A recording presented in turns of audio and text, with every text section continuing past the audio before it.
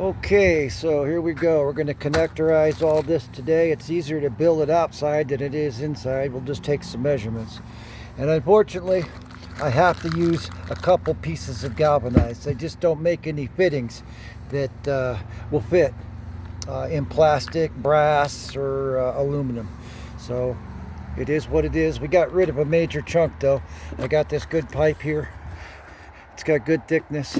So we'll build this and I'll show you what it looks like when I get done building her.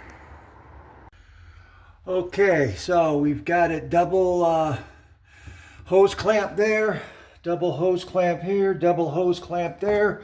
We've got this tightened up in here, and now comes the fun part.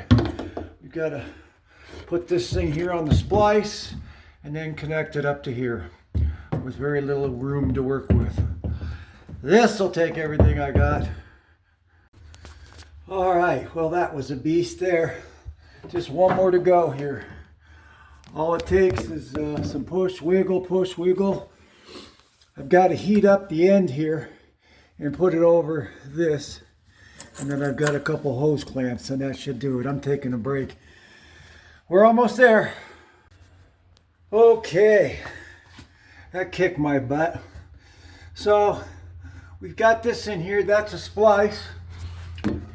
You can see I've got this in here, and this was the hard part right here with squeezing this on here. Of course I heated up a little bit, but I've got no way to grab this, so I ended up using a binder bar up from behind it.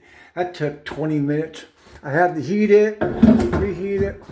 Anyway, I got this thread sealant. It's called Harvey, and I got two different types, but I'm going to let it set up overnight. It doesn't need to really dry, but I just like it to get set up. So yeah, we'll let it set up and then we'll give this a check.